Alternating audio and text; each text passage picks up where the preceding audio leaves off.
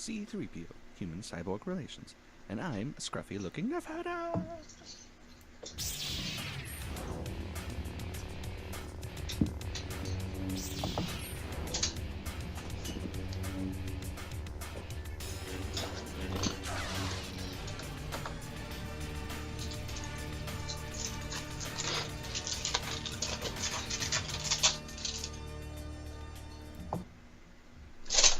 Man, can I just say that I am still dumbfounded with how you get some of these people on here? Like, damn, I thought last month's was pretty damn impressive. I got the hookups, man. You fucking got the hookups. Well, welcome everybody to the Infernal Brotherhood of the Scruffy Looking Nerf Herders. This is a live streaming YouTube vidcast about Star Wars and pop culture.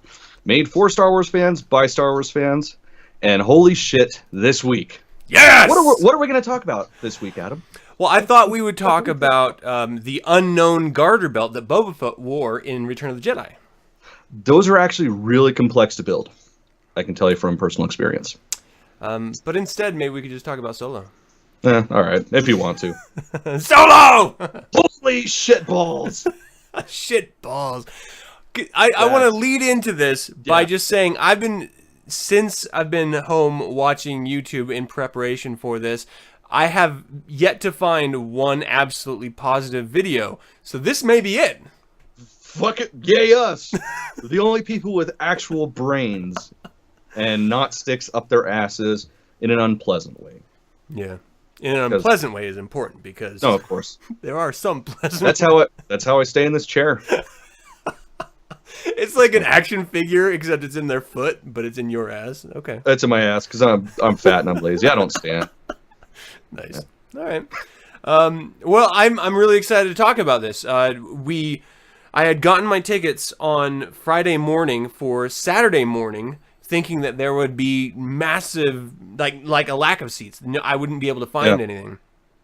And then the more I sat through Friday, I thought, I could just go to a really late showing. I have to see this film now because I need to know so I can watch all the spoiler reviews and listen to all the spoiler podcasts and do our own. So I ended up just taking the wife on Friday night late, watching it, and then going again Saturday morning with the kids. And both times, before we even start the show, just as the experience, the theaters weren't even a quarter full. Dude, I went to an opening showing like 7 o'clock Thursday night. It was technically the first screening because basically none of us wanted to spend the extra $30 to do the see it first shit with the stupid cup and the stupid popcorn they were gonna fucking buy anyways for $10. It wasn't sold out. And then went today, just actually right before we started recording. Just got home, and I mean it's opening fucking weekend. It's Memorial Weekend. Not sold out. It just blows my fucking mind. The Last Jedi was sold out. Every screening I had gone to, I saw it 3-4 times in theaters. Every single time sold out. I don't get it. I can't rationalize people are idiots.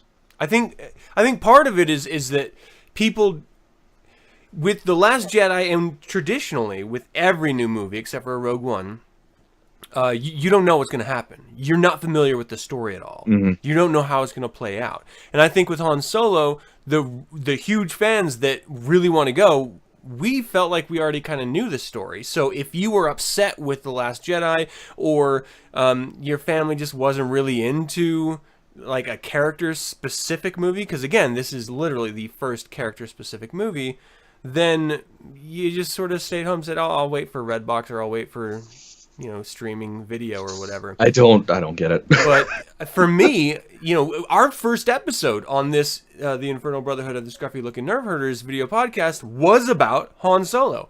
So how could we not? Yeah, no shit. It's fucking Han Solo. You know what I didn't do? I didn't queue up our initial reactions. You know what? That's a great segue, Adam. Why don't we do that now? Starlight. That's what I'm saying. I didn't set it up, so I don't have it prepared at all. Hold on, I can totally recreate it.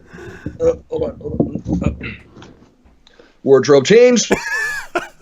Dude, it was fucking awesome, man. Solo. Blah, blah, blah, blah, blah, blah.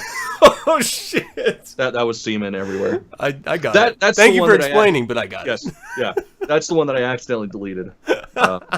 Yeah, a little behind the scenes, people. The one you guys saw on the channel, yeah, I accidentally got semen on Adam. But you can go to the Yeah. YouTube channel and see our initial reaction Yeah, videos. yeah, it's And I'll there. play those there. I'm sorry for not having it queued up. I was so concerned with getting video and photos for our discussion that I totally blanked it until now. So Well, and it's solo. Like I don't know about you, but since Thursday, I've been having a fucking heart attack because I needed to talk about this movie. yeah. No, well, let's just get into it. But so yeah. let's first start with what was the premise behind the movie. This was the backstory of Han Solo, and I'm actually really surprised they started as young as they did. Well, 'Cause the young as they claim to, right? Yeah. Because this is, from my guessing, he's maybe like 14, 15, 16 at the time when they first start the movie. Kind of shows Corellia, shows how he got off world, how he got into the Empire, and just, yeah, holy shit. And sets the foundation for a character development that I think is, well, that is, as far as the story goes, integral later on, but it's his absolutely. entire motivation throughout the entire film, which, up until the point where he meets Kira again, is essential to every decision he makes. Yeah. And so I really liked that, as kids, and I'm sure you ran into this too, the relationships you make early on, and the more calamitous the events surrounding those relationships, you latch onto that shit growing up, and you're continually just obsessed with the ideas of it, unless you're super healthy and in seeing a psychiatrist or something. But Fucking weirdos. I can totally relate to these disastrous events in my life that I'm still affected by, so I can completely accept his motivations in every decision he makes. Oh, From absolutely. that first spaceport, Corellia spaceport, Coronet spaceport scene, which was just fantastic. Oh, So God, yeah. I mean, we're going to go into the characters here in a second, but so this what I found so interesting about the story, and so interesting about the relationship with the idea of smuggling, is that I don't know that we've ever seen a smuggling operation go right.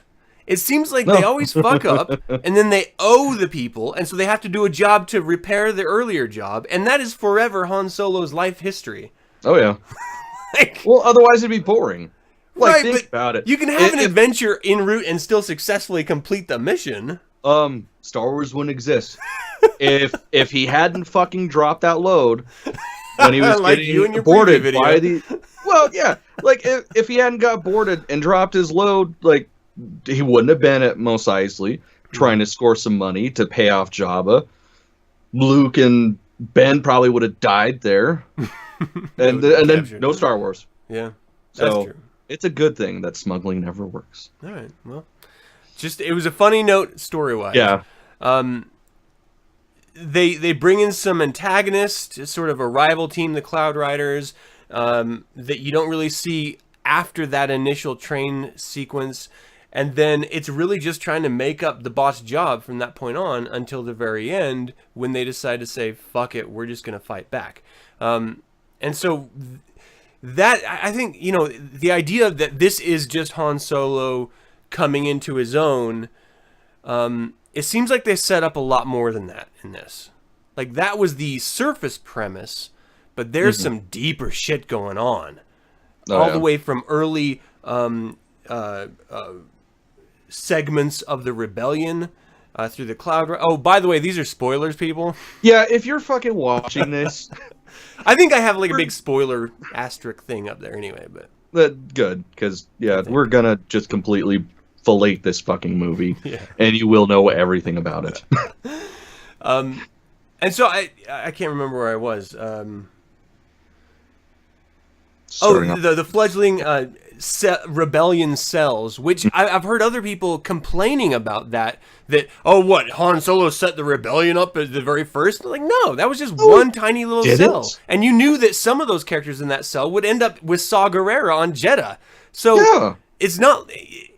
It's just one tiny little fractured cell. That's how the rebellion started, was like millions or just, like dozens and dozens of small, tiny cells that bounded together and argued and then end up in the Rebel Alliance years later. Yeah. So I didn't have any problem with that. No, because theoretically, like, of course, we don't know the actual timeline of this movie yet, but realistically, this is about the time before the actual alliance. Oh, yeah. This is likely when they're still, the high mighty senators are still, working for the Empire, but, going back and forth between each other's homeworlds to try to start something, like to gather the different cells. I'm placing this, as far as the storyline goes, based on that huge reveal at the end. This is between like season 1 and 2 of Star Wars Rebels, where there is no official Rebel Alliance. Bail Organa has a couple people that he's been talking to, but there's no formal agenda at this point. It is very much small cells acting on their own, resisting the Empire. And so, and we also use that final reveal of Maul as a time placement, where this was after or at the height of his Shadow Collective era. But before, this would be of right course, before his fall. season 3, I think, of Rebels, where he meets his untimely end. So it puts you pretty solid in the Rebel Alliance is still forming era, which makes sense. You would have a small cell trying to raid and steal resources so this alliance can exist. Duh, no fucking problem. I loved the Empire's presence in this, because it wasn't overwhelming, but it was imposing when it was there. Oh, yeah. And fur jackets. I am fucking obsessed with the range troopers. So much. They're great.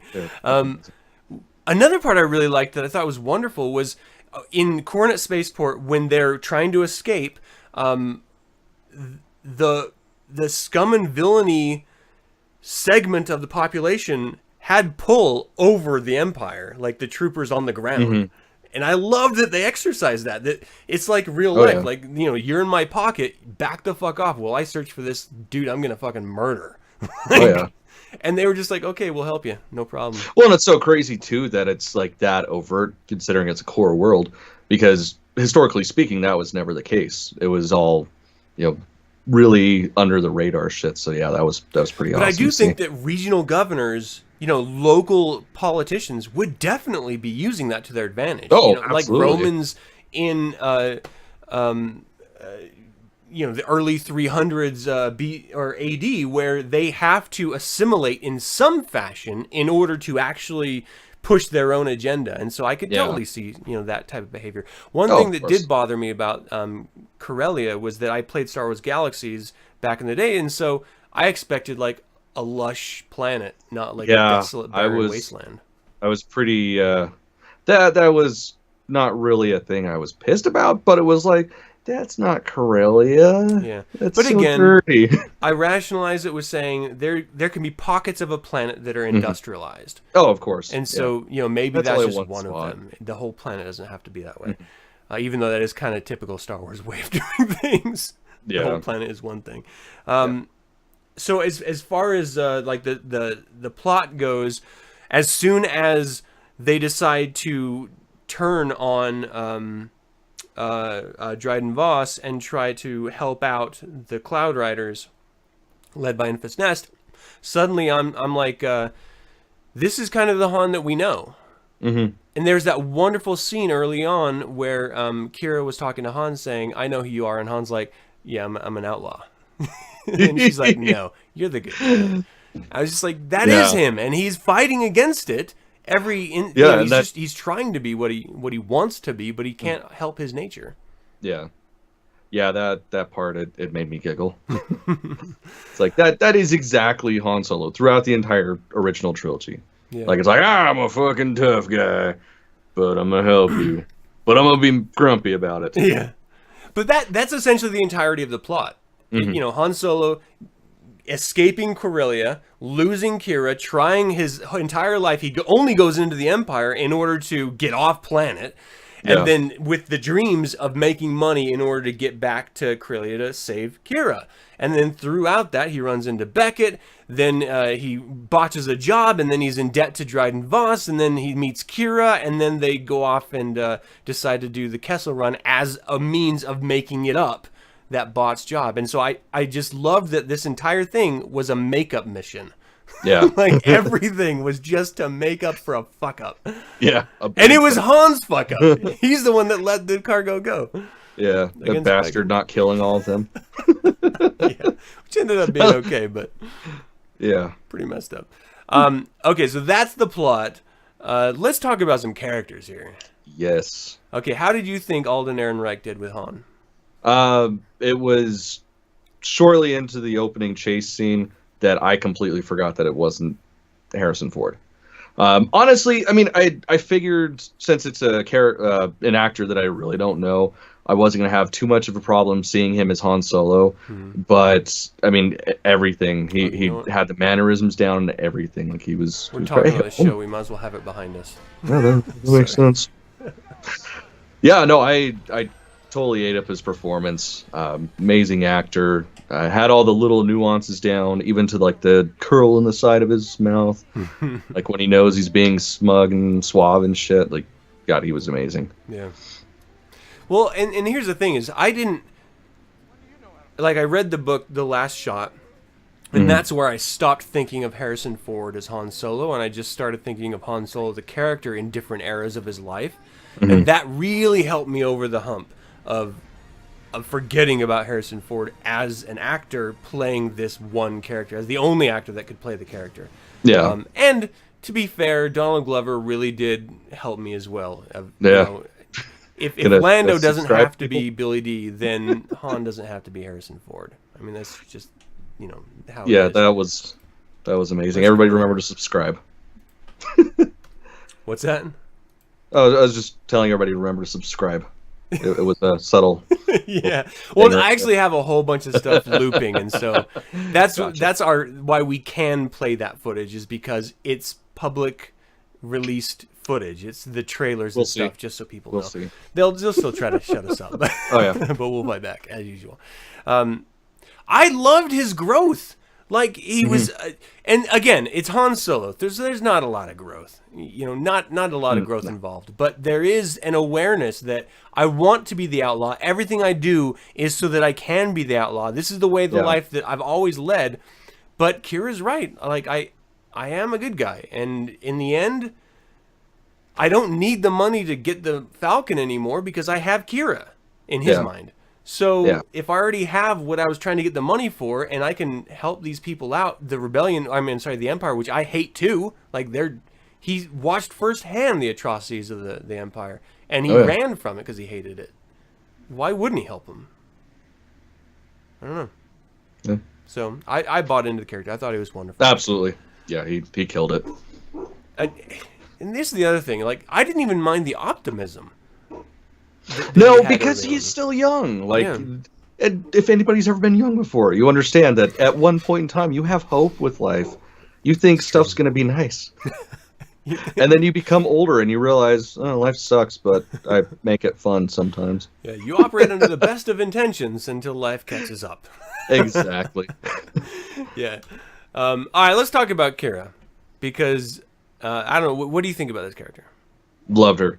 Really, I mean, I get shit because I don't watch Game of Thrones, so I really haven't seen her in too much. I watched a few episodes with her, but aside from that, I really haven't seen much of this actress. And I thought she did an amazing job.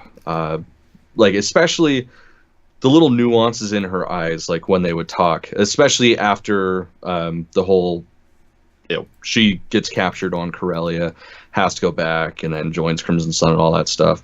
Yeah. Like, you can just see the pain in her face when she's talking to him.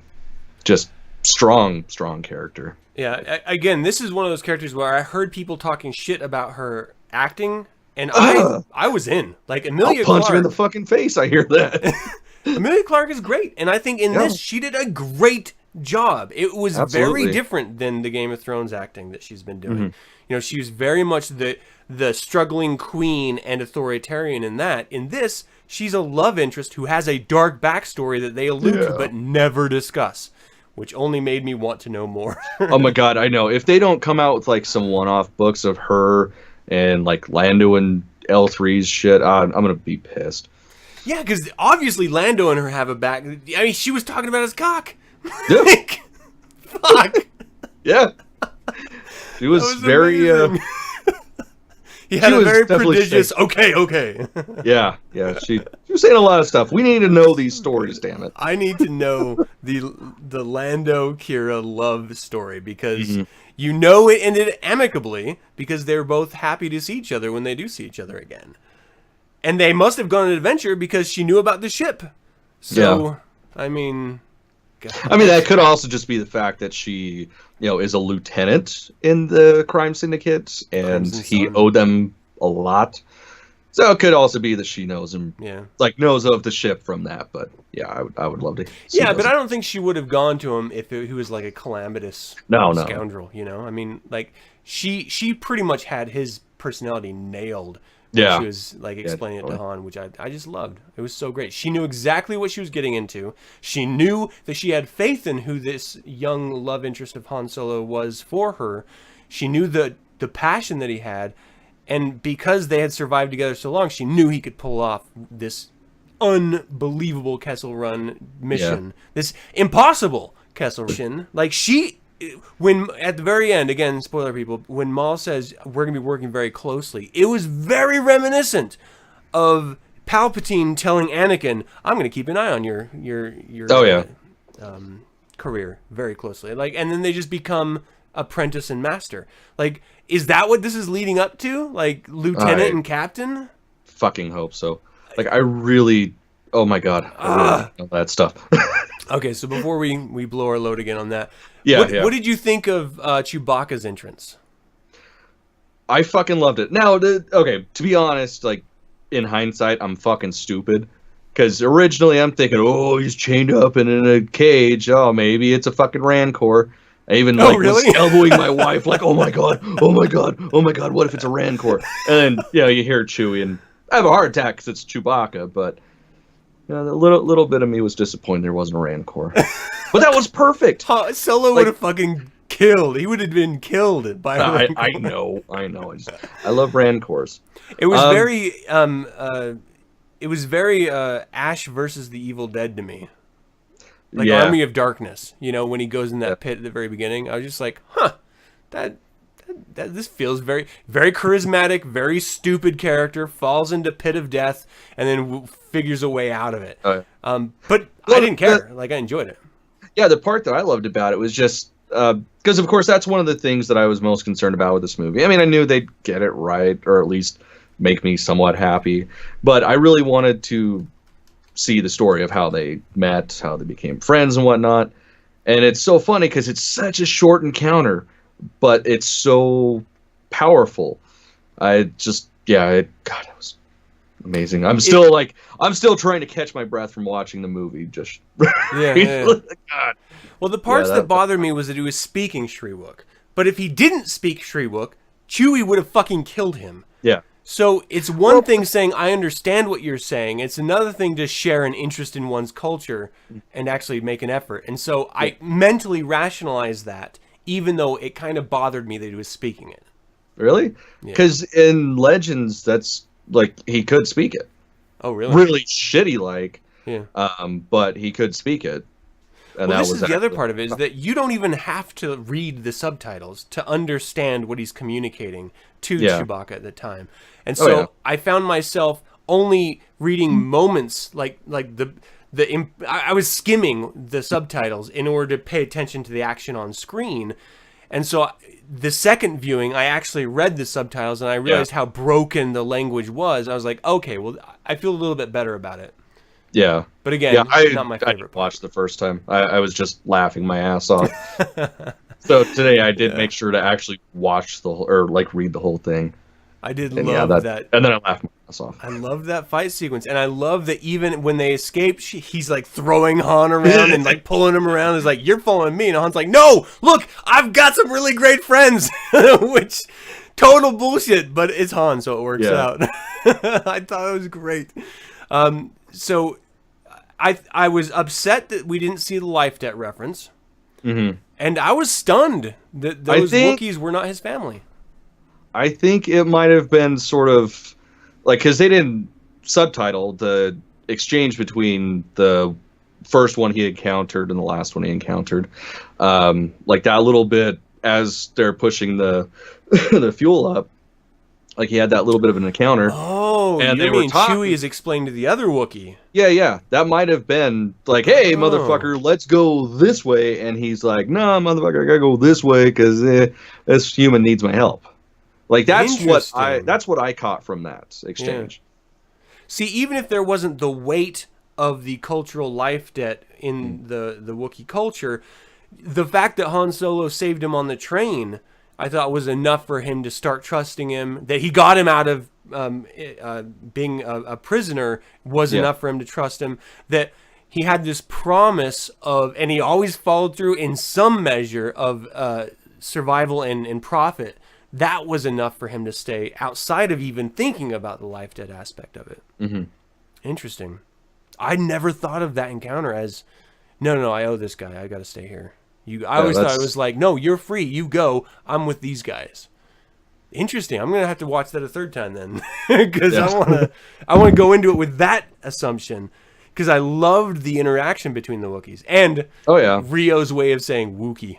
Wookiee. You never have a better sleep than in a Wookiee's lap. Someday. God damn it, that sounds amazing. That's so good. Okay, so on that note, let's talk about the first crew that Han Solo and Chewie fall in with, and that is Tobias Beckett, Val, and Rio Durant. What do you think of Tobias Beckett as a character? I was surprised. Like, usually watching movies with him, he's one of those actors that he's almost the same in every role. Woody Harrelson, yeah, like, and not in a bad way. Like, there's certain actors that can fucking do that. That's their entire career, and I will eat it all up. So to be honest, when I first, or like Michael Caine, they're all the same fucking person. But yeah, so when I first heard that he was announced to be in the movie, it was like, fuck, that's one of those actors that might kind of take me out of the movie. And immediately I bought it. It was just amazing. So much charisma, so straightforward. Like, I think, it's explained in the movie that Han does kind of pick up off a little bit of him. Like what we see in the original trilogy is stuff that he learned from him. Like, just amazing character to have on board. But it was also his first experience with a scoundrel. Yeah. And so he saw someone that he had always been as a young kid with no hope of survival, no hope of a future. He saw that in Tobias and being successful as far as he knew. Yeah. And so he was like, if I just learn what he has to teach me, I can be like him, and I can have a future, something that he's never even thought about having before. So I thought it was such a wonderful connection between those two characters. And you don't have to spend a lot of screen time explaining it. If you understand the desperation of someone that's homeless or hopeless, if they see someone that succeeded that came from where they came from, like, or at least you connect with on that same emotional level, that's the only hope you need. And you're going to start to emulate them. You're going to look up to them as a father figure. I thought it was great. And he never tried to hide who he was. No, he told him straight out, look, I'm for this mission. I'm for making money. If you're coming, you do what you're told or you're dead, period. And I loved it so much. And even after like their first encounter, like where he sold him out to the Imperials, he still went back and And that's the thing, is like Han was trying to, show his dick, and he was like, oh, that's cute, but I got 10 inches, motherfucker. So it was great. It was I loved every bit. The more I talk about this movie, the more I actually love this movie. I think people are they're not taking into account the minutia of these character archetypes, because this is standard Western fare, and it is like what this entire franchise is built off of ultimately. So I thought Tobias Beckett was great. I was a little upset he didn't. we didn't get more callback to Val, because we had that scene where he'd buried Val and Rio, and we'll talk about them in just a second. And so he was obviously hurt, and he hit Han. But I wish there was more emotional connection later in the film to show the emotional weight that he was experiencing between that loss between him and Val, and even his buddy Rio. So, but outside of that, I thought the character was fantastic. Well, it makes sense though. I mean, this whole premise of the movie is, getting the other hit to make up for the first hit that you completely fucking ruined. So that whole weight of, if I fuck up, I'm dead. That's a pretty good motivator to not think about anything else. It's true. So I'll excuse it. Yeah, no, that's a good point. Okay, so let's talk about Val. What did you think of Val? Just great counterpart to Tobias. It's like the really, that's about it. The perfect balance. Again, another actor, I couldn't think of a single fucking thing I've really seen her in. So, well, she was in Westworld. She was the prostitute turned self-aware manipulator, and she was brilliant in that. I haven't finished the first season yet, but from what I've seen, she's like really, really good. But just in this role, I mean, it was a little bit 1970s blaxploitation. It was, which I can't help but love. No, anybody who doesn't love that shit is full of shit. It's just like kung fu flicks. If you don't like those, you're wrong. Yeah. Period.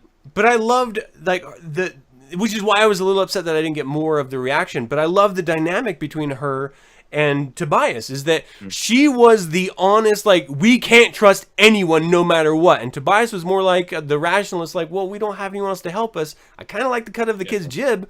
Let's give him a shot. And she was like, no, this is going to go bad. He hasn't been proven. He's not a soldier like us. He doesn't know like us. And I just loved her skepticism. It was such a great balance. Yeah. I feel like if they didn't have her, it would have been a little too convenient. It would have been. You wouldn't have seen as much of the humanity of Tobias, I think. Yeah. Like, she really grounded him. Yeah. That as soon as she was out, played with the hair and kissed him. Oh yeah, that made the character. It was great. It was so beautiful. It was such a beautiful moment. And then when it cut to Han watching them, and he was like, "I never got to experience this with my parents. This is what a loving couple could be. I want to do this with Kira." Like all of that was connected. Like that was communicated in just a tiny little look, and then him looking away. It was. Yeah, it was like 2 seconds of a look. Goddamn good. I was so upset that it seems like no one else is picking up on this kind of stuff. Okay, and then Rio Durant. Yeah, just fucking awesome. Just a wisecracking smartass, and just funny the whole goddamn time. So good. Yeah.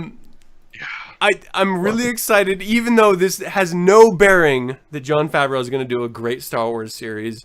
I just love that he's the guy behind the voice, behind this really wonderful character that was just, he's meant to be the comedy, the lightness of the group. And I thought he did such a wonderful job. Oh, yeah. So good. Which is why the botched first heist was so upsetting to me. Because I really fell in love with these characters, and I did not see that coming. Yeah, and that quick, too. Like, that's the crazy thing about this. Like, again, with people bitching about this movie, I don't think they ever fucking watched it, to be honest. Because it's so rare that you can sit down in a film, and the first 20 minutes, you fall in love with characters, and you're, like, you are so there with them. And then they're gone, and then it hurts. And then you look at your wife so you don't start crying. Because she was crying, not me. Oh, shit. I was upset when he died. Like I was genuinely upset because when he did that final comment of "she's right, it hurts to die alone." Oh, God, I was like, no, he's not gonna fucking die. I just got to know him. You just got shot in the shoulder. You're gonna be fine. You're gonna make it, man. Dude. Don't die. Like, I liked him so much. Yeah. I was so bummed. So bummed. I hope we get like a prequel movie or something where I can enjoy it. Or like a comic or a book or an animated short. Fuck it. That could be Favreau's new show. It's just following him. Oh, I would love that. Sold. I would love that. I had never known of this species before, and I am immediately in love with this species and character. Like, it was just great. From him pulling his pants up on the battlefield to fucking now. It's like, how dare you call me that? I'm a human trooper. Yeah, okay, monkey man. I saw you fixing your pants. I just thought it was so great. And that brings us to that initial interaction between the Cloud Riders and the I don't want to get into Enfys Nest character yet, but she led with her presence before they ever even took the job. And so when they came on scene, they really came on scene. And it was just like, this is someone to pay attention to. She had talent and power and skill. And I was just impressed with the Cloud Riders right off the bat. And so I was so upset that these characters ended up dying. Not necessarily, even though Rio died from the Cloud Riders, but Val sacrificed herself for the mission. I was so upset that it turned south so quickly. But I felt like that led... That gave weight to the Cloud Riders as a threat. You know, and then, of course, you know, they sort of followed him throughout the film and stuff. But... yeah, that initial reaction, that sacrifice had to happen in order to move the story forward. And this is where we first meet Dryden Voss. And this is a character who was originally played by a completely different actor, whom I am a huge fan of, and at this moment I cannot remember his name. I first saw him in Boardwalk Empire. And then it was taken over by the current portrayal actor of Paul Bettany, who everyone knows as Marvel's Vision. What did you think of the character himself? Great. I just loved the just utter polarity of the character, like so regal and sophisticated and low beat, and then one sec he's all and then fucking his face starts popping out, his eyes go bloodshot, and he's just ripping people to shreds. Really fucking powerful, and really, like, especially like the end scene, like before everything happens, where he's just sitting there eating a snack and he's commanding the entire room. Like, I don't ask twice. Just fuck, that's powerful. Like, I want to be that guy someday. He definitely had the weight of a mob boss. About him. Like he was a straight up captain. It took me right back to Sopranos, because he did have that. And this is the other part. Even though he looked human, I never saw him as a human. So when his eyes and his scars started flaring up, I've heard this from other people, which is why I bring it up. I didn't think, what's the story with his scars? Because when I saw Twi'lek for the first time, I didn't say, what's the story with her fucking tentacles? She was also green. Let's be honest. But yeah, it was his major domo I saw first. Jabba's major domo. But well, that's whatever. Even then, like, it was just like, okay, it's an alien. I'm past it. Like, it's done. The whole fucking place is full of them. Human at all. So I mean, people were complaining about that. The only complaint I have is I want to know what fucking species he is. That's it. Well, originally with the original actor, it was a much more of a lion species. Like he had much more feline, aggressive, like predator traits. I like this better. This is much scarier. It's much more subtle. He was very vicious in his portrayal, I thought. But he was so amiable, like one-on-one. How you doing? Do you need something to drink? Oh, come on, let's drink a lot, eat a little, and talk a long time. And I was just like, I love this. This is how a mob boss has to be. Like, you have to be like that. And then suddenly he's like, I need you to tell me why I shouldn't kill you. I was just like, it's on. Not even tell me what happened. It's like, why shouldn't I murder you right now? You fucked up. You should have known better. Don't blame it on me. Fix it.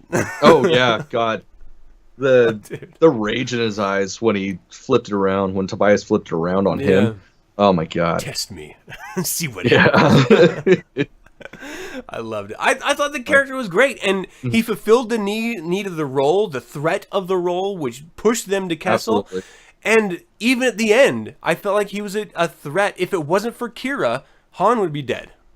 Oh yeah, like hands down. And you could see that in Han's eyes too. So it added a weight to the character that I felt was necessary, and it paid off. And so I don't care that he came in and he went the way of the dodo.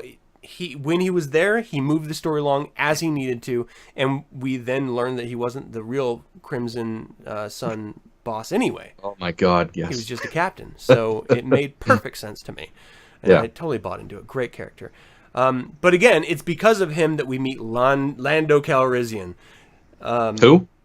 Lando. It's actually pronounced Lando, but okay, whatever. Lando Calrissian. You tell me your experience when we first saw him in the. Oh my God, like that was. I mean, okay. So the actor alone, obviously, I knew he was gonna be fucking amazing. That's the only person that when the cast announcement went out, I was like, sold. Yeah. Because Donald Glover's amazing, but yeah, I was a little anxious to see how they were gonna introduce him. And God, that was the perfect scene. Just perfect way. And he's so fucking cocky and just douchey. Like, if it was anybody else in the galaxy, you'd want to smack him with how cocky he is. Yeah. But because it's Lando Calrissian, you're just like, you're a good guy. Hell yeah. Just, especially with all that build-up leading in, and then he's just nonchalantly telling stories while playing. God, that was amazing. I had such a good time with this character. Oh, yeah. We know Lando Calrissian, and so we know what he should be like. He is one of those characters that, you know, in this movie, Han has a little bit of growth, but not much. Mm-hmm. Kira has a lot of growth, but we don't see it. We just see the beginning and the end. But Lando doesn't really have any growth. Lando's is the just same character. And we meet him at his height, where he is known, he is notorious, he is talented, he is skilled, and he is arrogant as fuck. But he can pay it off because he's a cheat and a scoundrel, and that's why we love the character so much. Absolutely. Again, I'm with you. I think Donald Glover did an amazing job with him. Down to the voice, even. There was, some of the voice mannerisms that I thought for a moment could have been too much, but it worked. Mm-hmm. That's one of those characters, though, that character is so over the top, anyways, that to ham up your performance, you're doing the character justice. Yeah, I loved him, and I love that he didn't necessarily always connect with Han Solo. You know, even after the experience on Kessel, when they finally got back to I can't remember the name of the planet they go to refine hyperspace fuel, but whatever it's called, he hates him. He's pissed. He's disgusted with him. He fucked up his ship, and he's just like, I'm going to be in my quarters on my ship, and you're going to bring me my cut. And that's it. He's like, I don't ever want to see you again. And Han's all, never? And he's like, I can't even say it. I'm so pissed. I can just shake my finger. It was great. I just loved it. I love that their relationship doesn't have to be buddy-buddy like Han and Chewie is. It can just be, we're rivals, you know? I mean... Well, and that was always a part of the story in the original trilogy. Like, they're back and forth. It was always, we're good when we're good with each other, but the rest of the time I might kill you. So to actually, like, really overtly see it in this, that made me happy. I can't help but melt and become totally gay whenever Donald Glover smiles with that mustache, though. It is a pretty good mustache. It kills me, man. I just love it so much. I'm like, yeah, I could probably do it. It's pretty awesome.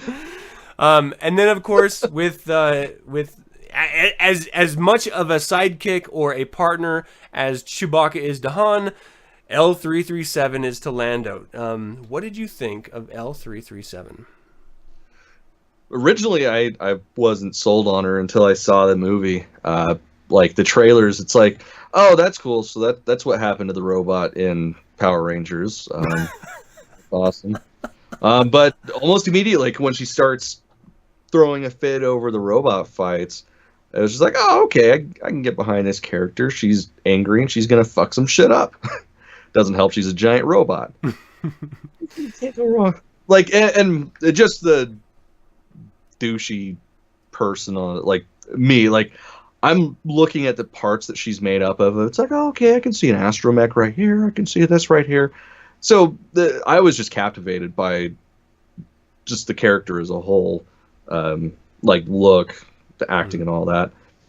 And it was also cool to see that it was Phasma's voice as a robot. I think it's just a feminine British voice because my wife was the same way, but the actress is very much Phoebe Waller-Bridge. Was it? Yeah, I didn't see through the credits, so I don't fucking know. It all sounds the same to me. Goddamn Brits. It's a girl with a British accent. Very similar. All women are the same. But robots. I would have had the opposite experience where after having read the last shot, I knew exactly the motivations of this character going into it, and so I was sold with the character side of it.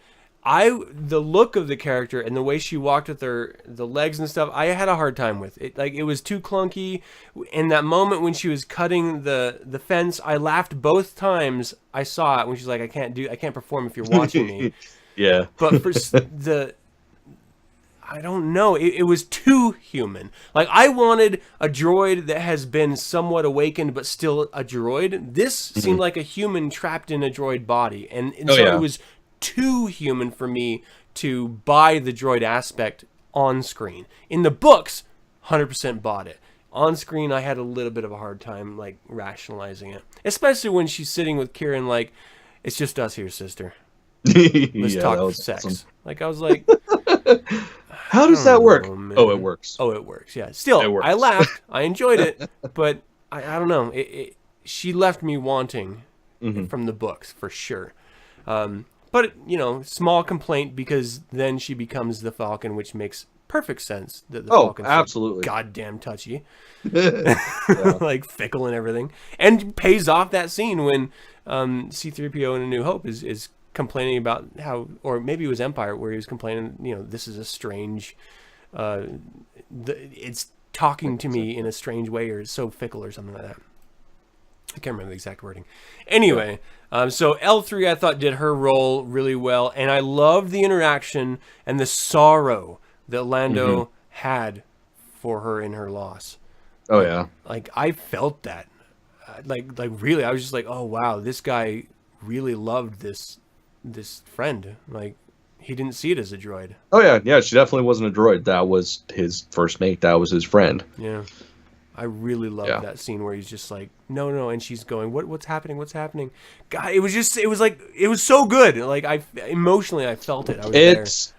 Honestly, it kind of reminded me of Short Circuit. My wife said the same thing. Did you not think so? Like that little bit of, oh god, it's pulling on the heartstrings. Number 5 still alive. I don't care that. Enfys fucking Nest.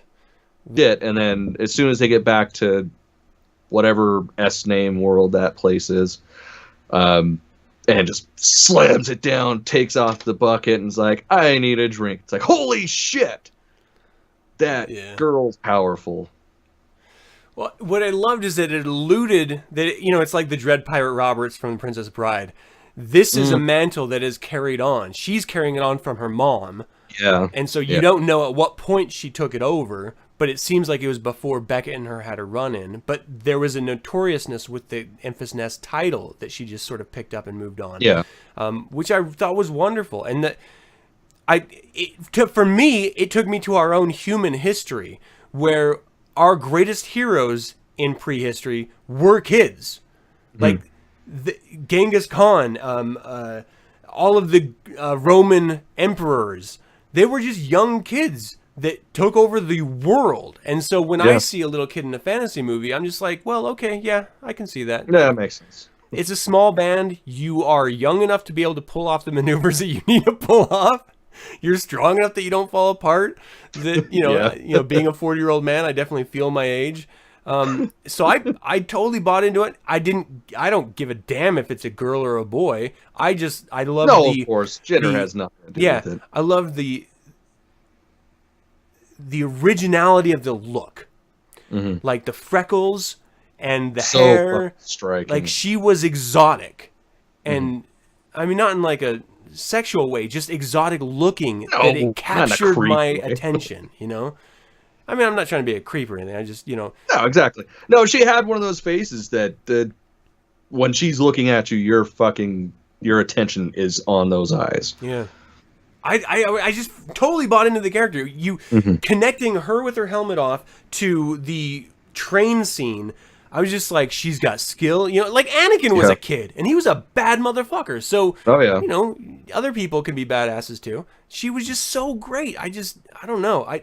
And I love the fact that this is a small rebel cell trying to collect resources, and that you notice some of the other characters, you know, like Warwick Davis's character from the prequels. From Leprechaun! Oh. Wait, did you just say the fucking prequels? Yeah, that's the same what you character. started off with? That's the same character. That's what you fucking started off with? It is the exact same character. Not Wicket? He was fucking Wicket. I understand that. I'm not talking about the actor playing a role. I'm talking about the character that he's representing in this movie is the same character from the prequels. Don't kill me. God. Oh, okay, I'll put the cross away and I won't crucify. Damn, man. I was just verbally assaulted by everyone. It was I just loved it. I loved it so everything about it, and I love the barren tribe area that they were in. You know, I heard you have some great rum here or whatever it was, brandy. Yeah. I don't know. I want that black series figure, like of Enfys Nest. She looks so cool. And she is such a badass. Like I don't collect figures. You collect figures. I don't really collect figures. I want that one. Like bad. Are you there? Oh, dude, did you freeze up? No. God damn it. All right. Well, he's texting me, everyone. We're gonna try to get him back. I'm going to call him right back here, and we'll see if we can fix this small error. We'll see what happens. Anyway, that's a character I definitely want on my shelf. Like, she's got style, she's got strength, she's got power, and clearly we do not have the ability to reconnect. Something's going on. Okay, so he's telling me that via text that his computer went out. I'm telling him to get on and call me when he can. And I'm going to soldier on here. Because I'm a professional, damn it. We only had that final spoiler character to talk about at the very end. I don't want you guys seeing all my stupid chats with him, so I'm going to hide that. And so I definitely want to do that with camera on screen. So I'm going to move to this and just sort of talk about my experience with this film and the tone while we wait for him to come back. First of all, just Enfys Nest's like soundtrack score, her theme, so good. I mean, it brings me back to Duel of the Fates. That's how good it was. So excited. The chorus is just so powerful. And so again, that mixed with her aesthetic adds weight to this character that you could argue with, well, it's just a stupid kid. Why do they care so much? And then you find out that again, she, you know, took the mantle from her mother, and that maybe her mother took it from hers, and this is sort of like tradition of passing on the mask, as she says in the film, which I think is just really kind of cool, like that idea of it. I love the tone that this film set out, is that this was very much a Western that you felt, it sort of reminded me of Firefly in some moments, where I don't know if you guys remember that from back in the day. It only ran one season, but it was a great Western space fantasy like Star Wars A New Hope was. But it doubled down on the Western. This movie did this exact same thing. And I don't mind genre films. You know, Rogue One was very much the war movie. This was very much the Western, where you're dealing with crime bosses and scum and villainy, botched jobs in the underworld. I want to explore that more. And so it's surprising to me when you have an audience for Star Wars, a fan base that loves this aspect of it. You know, that first moment in A New Hope when they go to the cantina, that is almost every single Star Wars fan's favorite scene, you know, in the first half of the movie. You get a glimpse into a grander universe than just this British actor and this American actor. that there are other species. There is a deeper, richer galaxy to explore.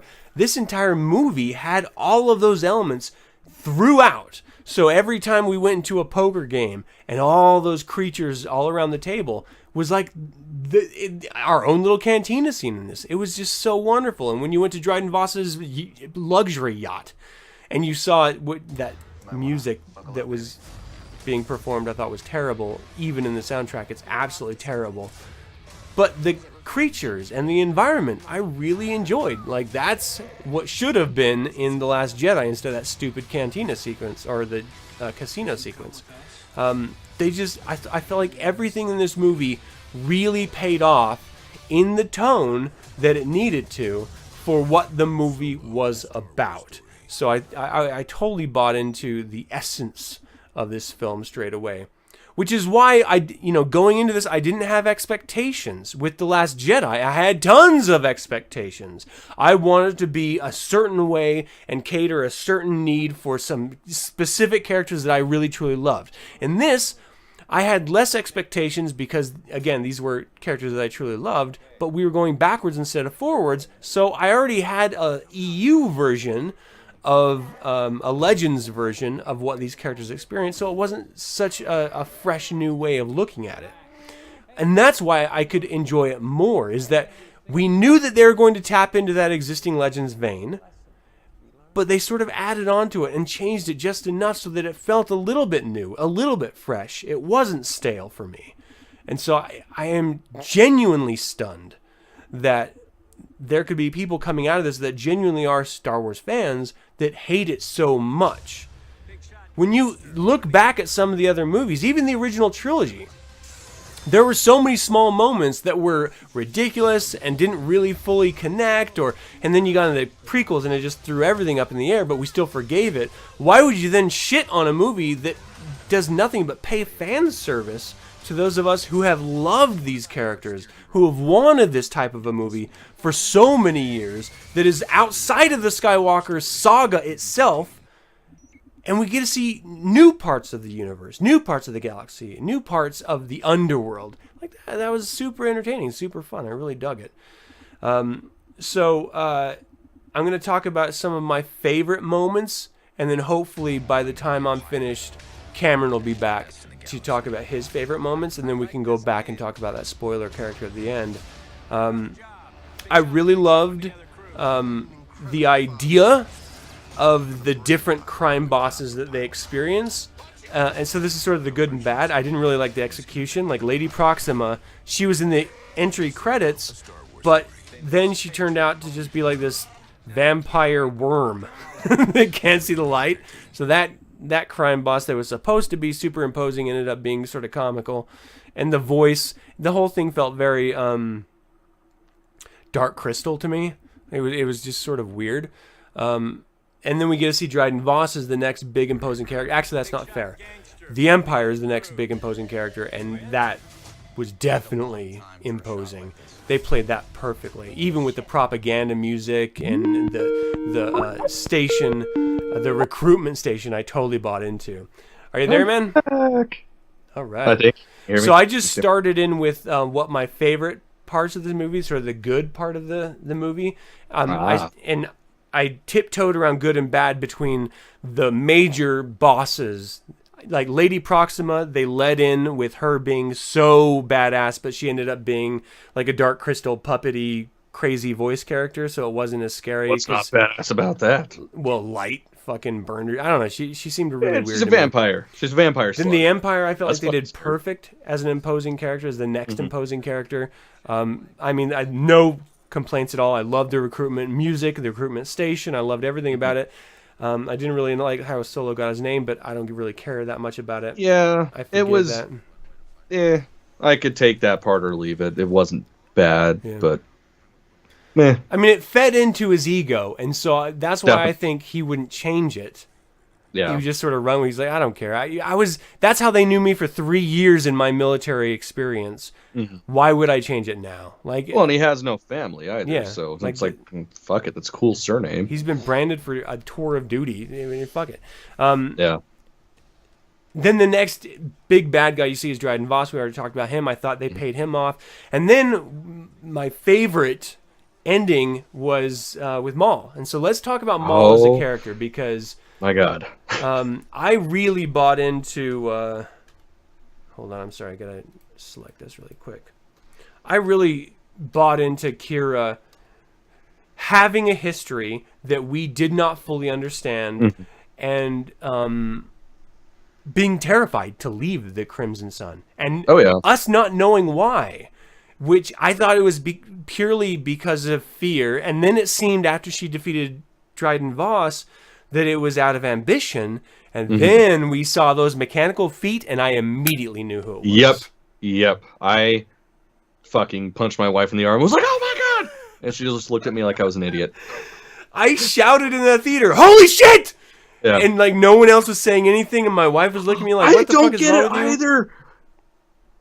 It's obvious the second you see those. Well, the thing is, like the average viewing audience only know him from the prequels, and he died, so they don't know the EU. You know, like, the average audience has no idea. That's not even EU.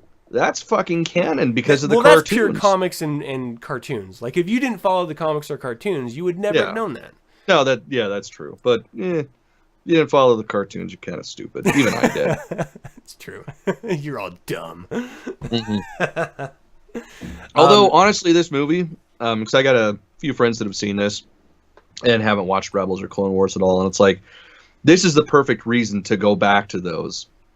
It's going to answer a lot of questions that you didn't get the second you see him. It's like, how the fuck is he there?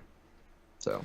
Well, not only that, like, the story of him coming back from A Phantom Menace is filled with amazing stuff. You get the Night Sisters. You get the fucking Mandalores. You get crime syndicates. You get a rematch with Obi-Wan multiple times with the Emperor. There is nothing not to love about this guy's story from the moment we lose him in Phantom Menace to now we get to see him come back. And again, this is the time when I think the Shadow Syndicate failed, which was his first crime boss, and maybe the Crimson Sun is his next attempt, or the Crimson Sun is just a part of the Shadow Syndicate. Well, and that would make sense because they do talk about other syndicates all the time, like throughout the whole... Like, anytime anything is mentioned, it's, you know, oh, we meld well with this one because we got an understanding. Yeah. So that would make sense. I don't know. Like, just this... Seeing him leads me to think that maybe this is the big bad boss that is going to carry through to the other two contractually agreed upon movies based on Solo's success that we possibly could see. It could be a Kira and a Lando movie that have him as the running theme. We do need a Lando movie. Yeah. Well, Kathleen Kennedy did say that Lando was the most realistic next film to be seen from Solo, which would make perfect sense that they go on another job. If Maul is a big player in the crime world, then of course they're going to have run-ins with him. And Kira, they have a great relationship with Han, so why wouldn't you want to have that connection too?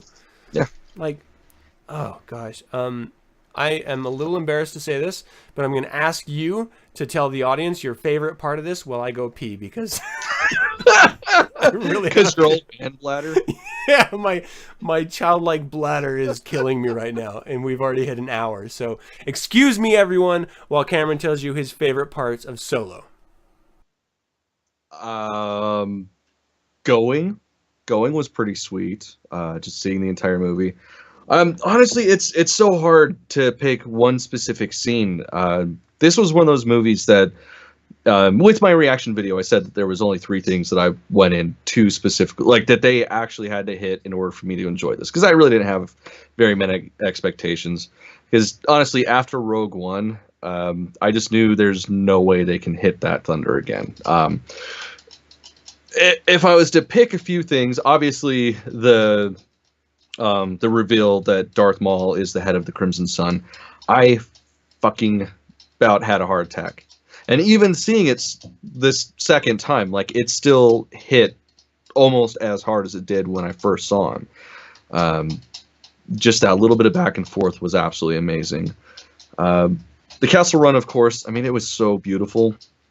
And it was exactly what I hoped it would be. The mod, of course, I'm from the Legends. Like, I'm obsessed with the Legends in the books. So the idea of the mod being just a gravity well was a little disappointing, but visually it fucking made my mind explode. So that was the definitely Maelstrom, right? That was the gravity well. No, the Maelstrom, that was just what was around the maw. Like the maw, it was not even a black hole. It was just pure energy sucking. Yeah. And oh my god, that was because of course if you go into the Legends, the maw was actually essentially a force being, kind of ish type of thing. So it was a little disappointing for it to just be that, but god, was it beautiful, especially seeing that giant nasty scary creature being sucked. Like, did that remind you of the Rebels whale squids? Not even remotely. Really? I was okay with the weird hornless narwhal looking things. This was actually fucking cool. Like, yeah.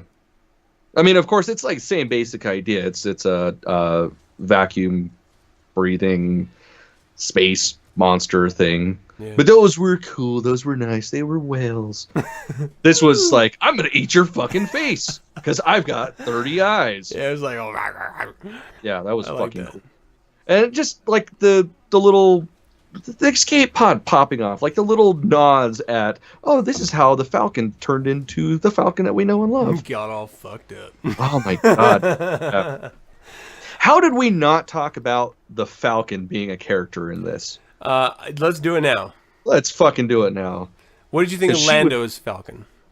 It was beautiful. It was pristine. It was exactly what I figured it would be. And then, of course, as the story goes on, it gets just fucking wrecked. And one thing I was curious about, like, how they were gonna talk about the hyperdrive, because it's a freighter. It's a YT freighter. It's not anything fancy. It's a cargo pusher. Yeah. So I was wondering how they were gonna show that it became the fastest ship ever created, and then actually see the stuff actually being dropped into the hyperdrive. That was fucking awesome. And especially for its crap out. That was just perfect. That was exactly what needed to happen, because the Falcon's always falling apart and then saves everybody. Well, and that's the other part of it, is that because it's a unit of there we go. distance and not a unit of time, when you're talking about parsecs, he's just talking about he cut through the maelstrom. That's his bragging moment. It's not really the 12 that's important. It's that he cut through the maelstrom and he survived what no one else has been able to do. And no one else seems to care at all about that either, which I think is just so wonderful. So he's claiming that it's the fastest hunk of junk in the galaxy and everyone knows it, but I don't think everyone knows it. Yeah, I think only he knows it, and only he cares about it, because it was a really exciting moment in his life early on. Well, and that was another one of those things. Like I said, there were 3 things that I expected from the movie, and that really did better than I thought it was going to be. Because in Legends, the whole idea of the Castle Run, it's the reason why 12 parsecs is a big deal. Like, did you ever read the Millennium Falcon? No, I didn't. No? Okay, well, fucking need to. So basically, the Castle Run in Legends, it's riddled with black holes. And the way you actually have to navigate those, you're going so far out around them, and this way and that way. So the 12 parsecs was a huge deal, because he's like literally like pretty much touching up on black holes as he's going across, and then traipses through the mall like it's nothing. So I was really happy. I thought they did justice to that. Nice. I'm a sucker for space, so anytime I get to see a black hole in interaction with one, I'm excited. Oh, yeah. Like, I'm a total space nerd. Oh, yeah. Well, I want to talk about some of the not-so-great moments, if we can. And I want to lead into it with the dice. Fuck! Okay. Yeah. No, that was my biggest bitch fit. I mean, I can appreciate that they didn't tell us anything about the dice, because then you got that little bit of, you make it up in your own head. So you have your own stories of where that comes in, where that plays. But god damn it, I really wanted them to explain those fucking dice. Well, in the Like, why are they such a big deal to him? in the visual dictionary of The Last Jedi, it explained that the dice were how he won. They were the dice used when he in the game of Sabacc when he won the Millennium Falcon, and then they totally retconned that in this. Yeah. Well, And that's so they fine because totally Last Jedi ignored the source book, whatever. which is not. It's very unusual as far as the story group in canon to contradict themselves. Unless you're talking about Force Awakens and The Last Jedi, and then Yeah, it's like of course. everything is open for just completely. So apparently, changing. I shouldn't be surprised. I was bummed. No. They constantly. Well, first of all, we don't know why they have such emotional weight, but he loves those dice so much that he's going to give them to the only person he cares about as a sign of luck, and then she back to him. But they keep doing these close-ups of the fucking dice. Why? Like, okay, I get that it's a good luck charm. You could do that without constantly doing close-ups more than that, of them. it seems. What's that? Oh, it's even more than that, it seems. Like, because think about the first time we see them. He's living at that complex. That's very likely, aside from the clothes on his back, the only thing he owns. Yeah. For that to be the one thing that you hide from the people that are giving you shelter and are going to kill you if you fucking hide shit from, like, there's a lot of weight behind those. And yeah, that was a pretty big disappointment that there was no explanation. It could have been a one-liner, like, this is the only thing I have for my father. You know, I know. And that would have been it. Yeah, that would have been perfect. That would have paid everything off, and I wouldn't be talking right now about the fucking dice. Can I just quickly say that Lady Proxima's den of criminal children really reminded me of Teenage Mutant Ninja Turtles? Yes! Nobody else has fucking said that. Really? All you have to do is throw some fucking skateboards in there Yes! and some fucking punk rocker sitting there playing a bass. Oh my god! Not in a bad way, yes. but like I immediately saw that I was like, "Hey, honey," in a good way. Like, there is nothing wrong with those original movies I at loved all. them. Yeah, Loved no, them. fuck. I saw that too. I'm like, oh, yeah. So I love that we're on the wait, same page with that. Yeah, It's so funny. Yeah, No one would have fucking gotten Well, I that. mean, my shit that I grew up on. I was obsessed with it. So yeah. So yeah, the dice, man, I don't know. And then they closed on the dice too, as if it had some significance throughout the rest of the movie, which it didn't. Like, it was a connection between Kira and Han, but then Kira left Han. So then the connection's gone. Why the fuck are you focusing on it? Like, I don't know. I didn't understand what they were trying to say. Yeah, me either. It bugged me. So what other things did you find bad about this movie? Okay, and this is just me bitching for the sake of bitching, but Sabacc. Yeah. So, I have no life. I play video games when I get the chance. I used to play them a lot more, but then I got married. And you're a business owner. And I'm a fucking business owner, and I don't live in my mom's basement, so I don't play video games like I used to. All right, so Knights of the Old Republic. Gambling is a big fucking part of how you make money if you go the dark side, because, who the fuck goes light side? That's just boring. So I learned Sabacc. I was pretty fucking good at it.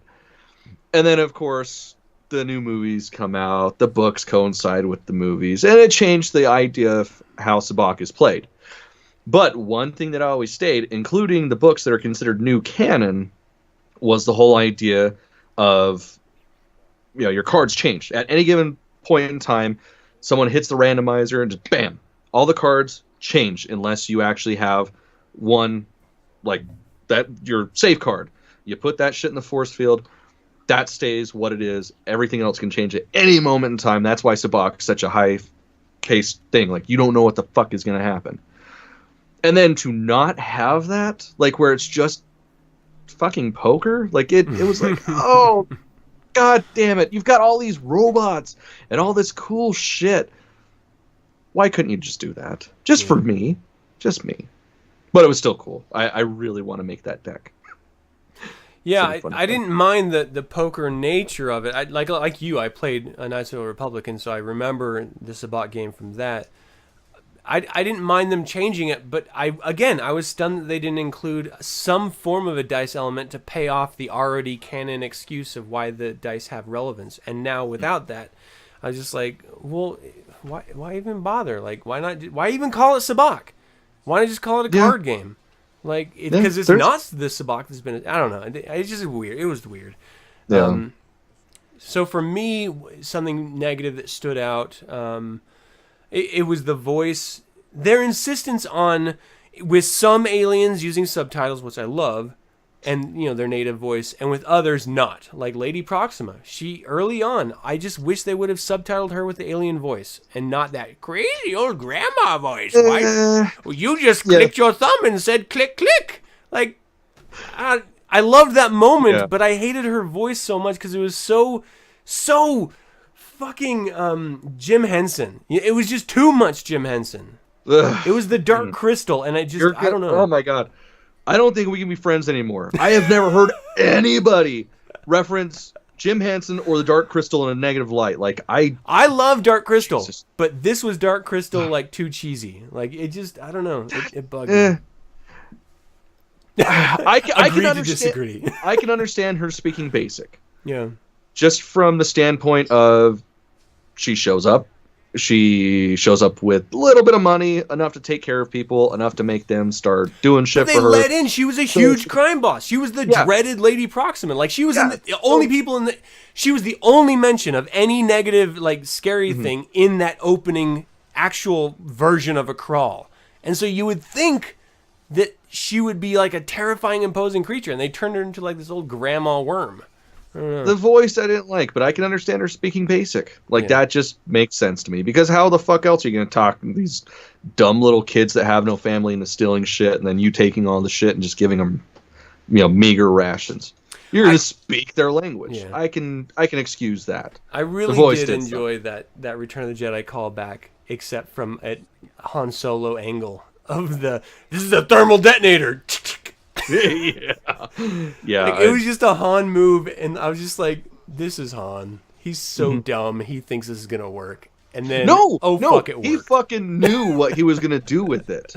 Like, I know. Think he really did know. But if anyone else would have done that, it would never have worked. Oh, hell no, because he believed it. Yeah. He not even believed. He just straight up knew that it was going to work. That's why we love Han. He does the insane things that should never work, and they always pay off. Always. And everyone around them is surprised. Yeah. And he's always like, what? He's like, that's what's supposed to happen. I never ask why it's going to work, kid. I just do it. And I love that he called her kid. Oh my gosh. It was near the end. Who was he talking to when he called her kid? It was the fucking rebel cell leader. Yeah. I can't believe it. Enfys Nest. Yeah, there we go. Immediately, I was just like, yes! He said kid! That's like, there was a lot of fist pumping in this movie. Yeah. A lot of really just nobody else caught that. God damn it. Oh man. Okay, so I don't know. Are there any other bad things that really hang out that you want to talk about? No, I honestly can't think of anything. Even the stuff that I wanted to bitch about, on second viewing, I was in love with. Like, this is actually the reverse of all the new Star Wars movies that I've seen. Like, usually it's like, first time you see it, you're like, yeah, this is fucking awesome. And then subsequent viewings, it's good. Like, first viewing, the opening chase scene, like, I fucking hated that speeder that he boosted. Oh, really? Like, it was so stupid. It's like, oh, cool, he stole a bookmobile because it looks like a book. And then seeing it today, I'm like, fuck yeah, he stole a book. That's an awesome fucking book. I'd roll around in that shit. The asymmetrical, non-sense-making speeder. Yeah. I loved it when he goes into that alley and then he just stops. Yeah. He's like, shit. That's exactly how it had to play out, too, though. Like, if he had just it was a clean getaway, it would not have been Han Solo. Yeah. Like, it has to be like, I'm fucking sold on this. I'm going to do it. And then good. Watch this, shit. Baby. It's like, no, baby. Fuck. That's exactly what I meant to happen. Now let's run. Let's get out of here. Yeah, all of the things that could be perceived as negative for me were so minor as to not even, like, I bought into this 100%. So yeah, didn't take me out of the movie at all. The Easter eggs. Dude, there's from Raiders of the Lost Ark to the original, the very Splinters of a Mind's Eye. There were tons of Easter eggs in this. I didn't Splinter of a Mind's Eye. What that Easter crystal was that? skull. Oh yeah, no shit. So that was, well, Duh. maybe it wasn't that, but it was one of the old Han Solo books that had like a crystal skull, and it was like the goal of it to capture that. That was in Dryden Voss's place. Okay, you saw the fucking Mandalorian armor, right? Yeah, yeah. Everybody I've talked to did not see the fucking really? Mandalorian armor. And it's like that shit stuck out. I'm like, oh my god! How do you miss that profile? The only imposing thing in the background. Yeah. It was hanging out with the last Starfighter guards. Yeah. Did you remember those guards? Yeah. They were just like the bad guys in the last Starfighter. They were. It drove me nuts the whole show. I was just like, this is the last Starfighter bad guy. God damn it. I didn't even catch that. It was so, the armor and everything, the way they talked, I was just like, fuck! Does no one see this? Am I the only one? You're the only one, Adam. It was the Turtles and the last Starfighter. This was just a fucking jerk off to 80s cinema. It was. It was just fun. That's all I wanted. It's supposed to have Easter eggs. It's supposed to be fun, and it did. And, okay, so what did you think about Ara Singh death notice? How Beckett was the murderer of Ara Singh, but it was just a fleeting mention in the movie. Oh, yeah. It was, like, she had some pretty big story arcs in the Clone Wars. Yeah. And so she became kind of an important figure. She first cameoed in... She was a huge fucking bounty hunter, especially in like the books and stuff. Yeah. She was a big deal. And we find out that Beckett just sort of accidentally killed her by pushes her. Yeah. Oh, I didn't kill her, the fall killer. I was just like, huh, okay. That's pretty much where I was. I like the nod, but I was just like, oh, I kind of wish I knew more about that. Yeah. Like, it deserves at least a good paragraph, not 2 sentences. Yeah. Just one more. Just throw one more in there. Yeah, it was... What other Easter eggs did you really like?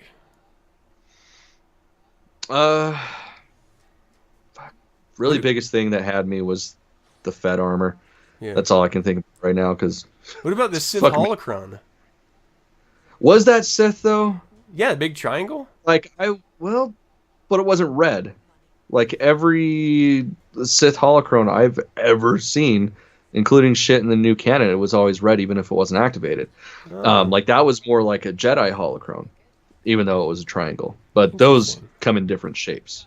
But yeah, like just all the stuff in his room, it was great to see. The second viewing, every time we were in his room, I was looking at everything on the background. Like, do I know what that is? Do I know what that is? What does this mean? What does that mean? It was just like great. When he grabbed his little egg like soup thing that he was like being so imposing eating it, I was just like, what is going on behind him? Yeah. I just loved it. Stuff like that. And then, just Clint Howard being in there as the droid wrangler. That was great. Yeah, that was... I was laughing my ass off. Great and it's funny, too, because nobody thought that was funny. Like, I laughed my ass off every single time he pops up. And it's like, of course he's in this. Yeah. And he never had it so good. Yeah, I swear. Like nobody knew who the fuck he was. So good.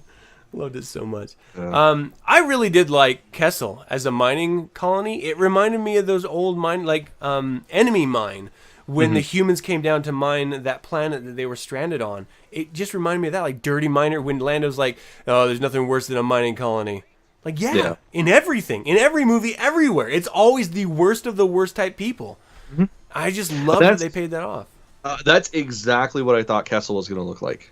Like, all these years reading shit on it, like, that is exactly what I thought it looked like. So to actually see that, it was like, holy shit, they pulled that out of my mind. Yeah, I loved it so much. I thought this did such a good job.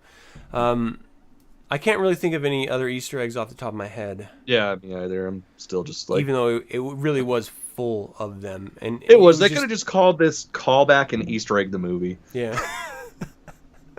Solo a callback and Easter egg film. Yes. So yeah, final verdict. Are you gonna see it again? Are you gonna buy it when it comes out? Does Pope shit in the woods?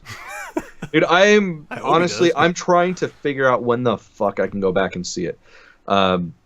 Especially considering all the other ones I've seen at least 3 or 4 times in theaters. This one, like, I could easily go tonight and be happy, and then tomorrow morning, and then tomorrow night, and then play hooky from work on Tuesday and see it again. Like this is what a summer movie should be like. Yeah. Like I went and saw Infinity War.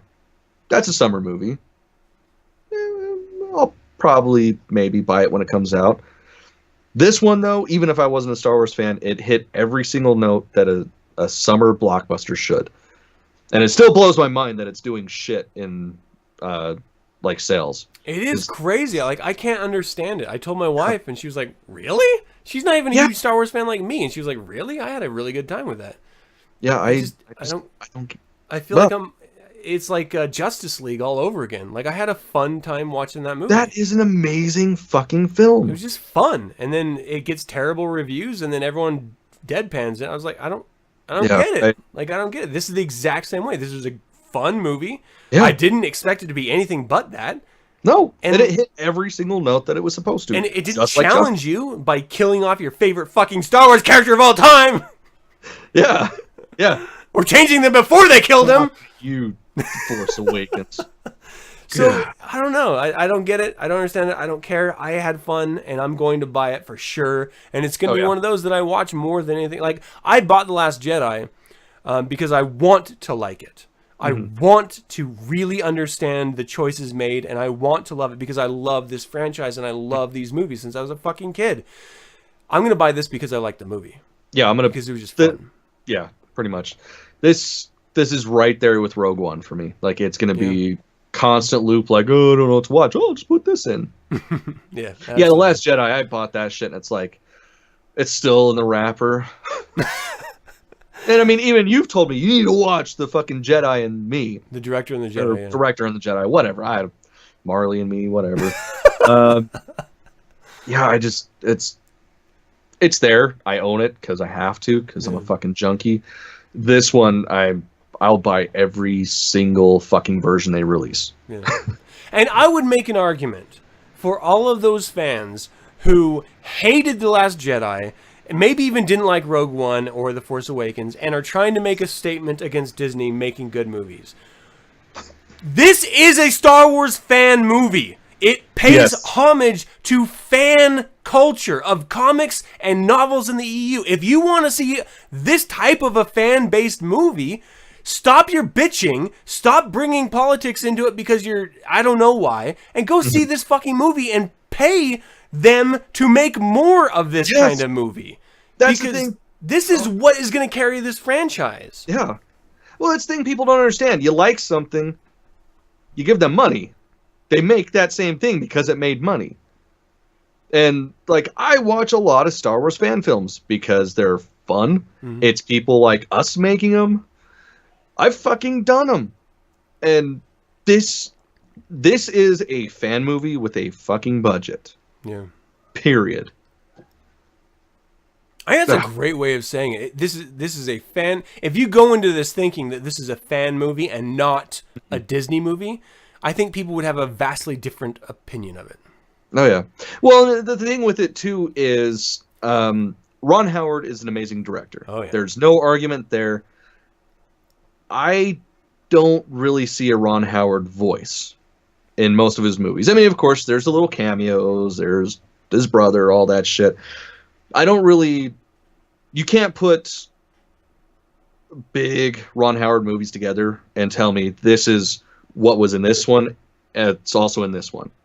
And I think that was probably one of the best things they could have done. Because, of course, the guys with the Lego story, like those guys, or the Lego movie, they have a really strong voice, especially when it comes to comedy. Yeah.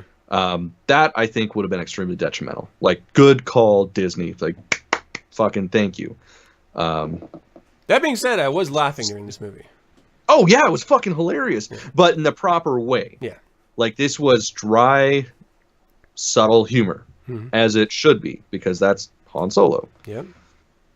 Yeah, no, I really can't complain about this movie. I was watching this, and I was reflecting on Ron Howard as a director, and I was immediately getting the emotional sense of watching Willow as a kid. And I watched the fuck out of that movie. Like, I love Willow, and it is such a wonderful adventure, and is the best fantasy adventure that is the most fun popcorn movie that if you just love fantasy. That's what I felt like on watching this. It was just a fun popcorn ride that I was just excited. I was excited to watch. I didn't know how it was going to end because I knew it was going to be slightly different than we knew. I wasn't worried about all the main characters dying, but I was stunned when all the people who did die did. Oh yeah, And especially with how quick. I just had such a fun time watching it. And like, if you go into this expecting anything more, then you're the problem. Yeah. Not the movie. Why the fuck would you pay money not to have fun? Yeah, I don't get it. That's why I go to the same prostitute for 20 years. I mean, you go see something like Mother. That's not a fun movie. That's a challenging movie. Oh, I fucking loved it. No, I loved it, but emotionally, it is a challenging movie. Like, you have to understand Christian mythology. You have to understand art film, you know. Well, and Argent. If you don't understand his fucking movies, you're... So that's what I'm saying. Like, you have to go into it understanding things and being able to think. This, you don't have to. You just have fun. You just sit there with your popcorn and your cherry Coke and just go, what? Whoa! Yeah, no, I loved it. And I loved talking about it with you. This was a lot of fun, man. We should go see it. We totally should go see it together. I'd love that. Then I could hold your knee. Time to do that. In a totally non-homosexual way. Oh, you want to put on a cape? We'll see how it goes. We'll have a yeah, let's all wear capes. So awesome. I love this cape so much. All right, and thank you all for tuning in. Make sure you subscribe to this YouTube channel and click that little bell icon if you'd like to be notified about the next show. Chat room.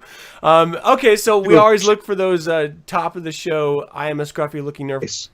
And send it to the Infernal Brotherhood at gmail.com. It's that fucking easy, people. It's the points and like 8 dexterity points. Totally. You can get your own pair of Han Solo dice. Yeah. It'll be awesome. All right, well, be sure to let us know what you think about this content of this episode or just the show in general in the comments below. You can help support us by clicking that little like button and that little bell to be notified every time we upload a new video. So until the Infernal Brotherhood convenes yet again, my fellow Scruffy Looking Nerf Herders, may the Force be with you. I have a good feeling about this.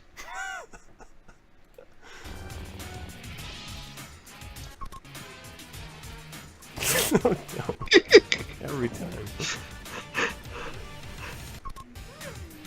We gotta do more of those. Yes, hell yeah, we do.